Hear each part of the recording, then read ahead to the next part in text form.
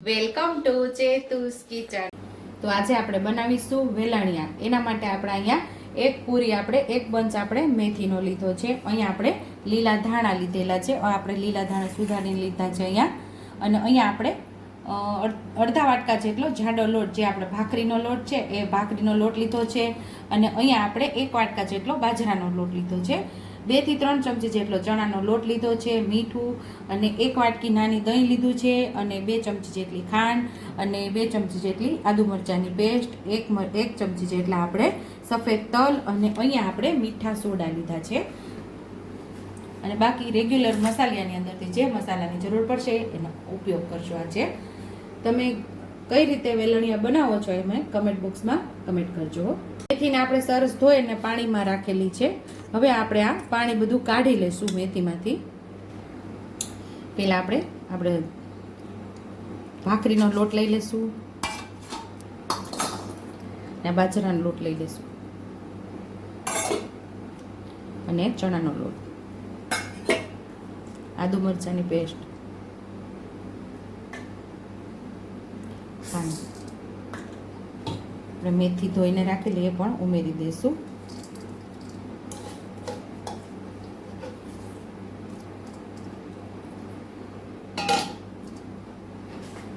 લીલા ધાણા ઉમેરી દઈશું।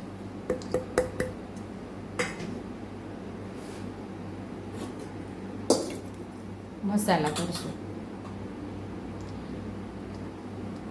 5 ચમચીથી થોડી વધારે હળદર ઉમેરશું। થોડું આપણે લાલ મરચું પાવડર, 5 ચમચીથી થોડું વધારે ધાણા જીરું, 5 ચમચી જેટલી હિંગ, સ્વાદ પ્રમાણે આપણે મીઠું ઉમેરીશું।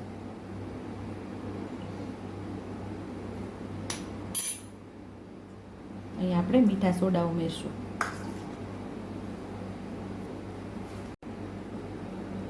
આપણે લીંબુને સોડા ઉપર જ ઉમેરશું એટલે એક્ટિવેટ થઈ જાય આપણી જે મીઠા સોડા છે એમાં અડધું લીંબુ આપણે નીચવી દઈશું। રસવાળું હોય તો અડધું લીંબુ, અને એમાં રસ ઓછો હોય તો આખું લીંબુ ઉમેરી દેવાનું।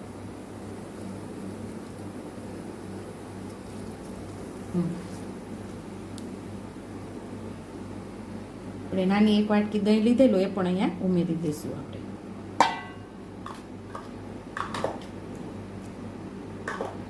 હવે બધું સરસ મિક્સ કરી લઈશું। આનાથી આપણે લોટ બાંધી લેવાનો છે। પાણીની જરૂર પડશે તો આપણે પાણીનો ઉપયોગ કરશું, નહીંતર આપણે પાણી નહીં ઉમેરવું પડે, કારણ કે આપણે મેથીની ભાજી પણ ધોયેલી છે અને ધાણા પણ ધોયેલા છે, અને આપણે દહીં પણ ઉમેરેલું છે। જરૂર પડશે તો આપણે ઉપયોગ કરશું। મને એવું લાગે છે કે થોડું પાણીની જરૂર પડશે, તો અડધા ગ્લાસ જેટલું આપણે પાણી ભરી લેશું। આપણો લોટ ઢીલો નથી જાય એનું ખાસ આપણે ધ્યાન રાખવાનું છે। થોડું ચમચી જેટલું પાણી ઉમેરીને લોટને સરસ બાંધી લેવાનો છે।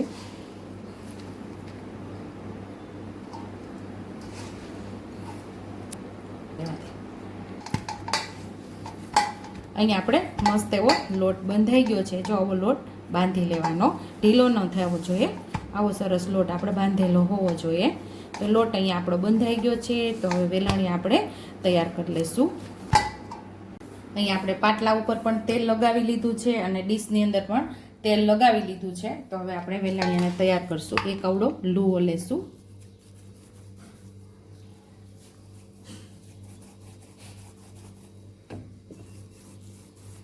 આવી રીતે આપણે કરવાનું, રોલ વાળી લેવાનું છે।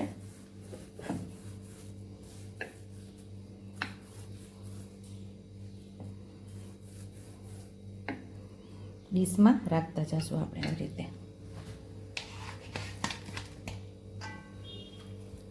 સેમ જ રીતે લુવા લઈને આપણે વેલણિયાને તૈયાર કરવાનો છે।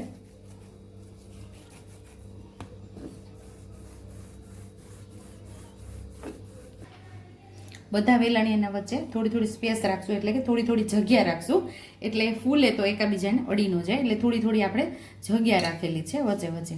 તો હવે આને આપણે સ્ટીમ થવા રાખી દઈશું। 10 થી 12 મિનિટ સુધી આપણે આને સ્ટીમ કરવાના છે। તો પહેલાથી જ મેં સ્ટીમરમાં પાણી ગરમ થવા રાખી દીધું હતું જ્યારે આપણે વેલણિયા તૈયાર કરતા હતા। તો હવે તો 12 મિનિટ સુધી આપણે આને સ્ટીમ થવા દેશું. તો અહીંયા આપણા વેલણિયા મસ્ત એવા તૈયાર થઈ ગયા છે અને મારા ગેસ્ટ આવી ગયા હતા એટલે એકદમ સરસ તૈયાર પણ થઈ ગયા છે અને ઠંડા પણ થઈ ગયા છે. જો મસ્ત એવા તૈયાર થઈ ગયા છે અને ફૂલીને બાજુમાં ભેગા પણ થઈ ગયા છે. એટલા માટે આપણે ગેપ રાખેલો હતો. તો હવે આપણે આને કટ કરી લઈશું. હવે આપણે કટ કરી લઈશું આવી રીતે. પછી આપણે એનો મસ્ત એવો વઘાર કરશું. મસ્ત એવા સરસ જો જાળી પણ પડી છે અને મસ્ત એવા તૈયાર થઈ ગયા છે, સોફ્ટ એવા. આપણે આમાં મોણ માટે 3 થી 4 ચમચી મોણ ઉમેરેલું છે. તો લોટ બાંધતી વખતે આમાં મેં 3-4 ચમચી મોણ ઉમેરેલું છે. ગેસ ઉપર આપણે કઢાઈ રાખી દીધી છે અને કઢાઈમાં 2 નાના ચમચા જેટલું તેલ ઉમેરી દીધું છે. તેલને આપણે સરસ ગરમ કરી લઈશું. આપણું તેલ ગરમ થઈ ગયું છે તો 1 ચમચી જેટલી આપણે રાઈ ઉમેરશું. અડધી ચમચી જેટલું આપણે જીરું ઉમેરશું. 2 સૂકા મરચાં ઉમેરી દઈશું. મીઠા લીમડાના પાન ઉમેરી દઈશું.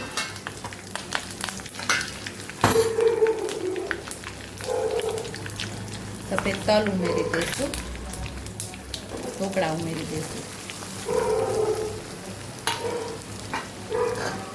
અને સૂકા ટોપરાનું ખમણ ઉમેરી દઈશું.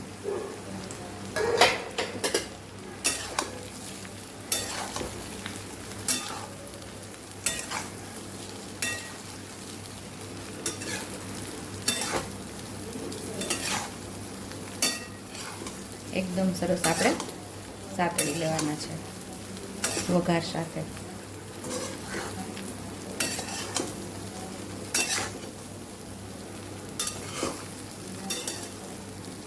તો અહીંયા આપણા વેલણિયા ટેસ્ટી એવા ઢોકળા તૈયાર થઈ ગયા છે. તો સર્વિંગ પ્લેટમાં હવે આપણે સર્વ કરી લઈશું.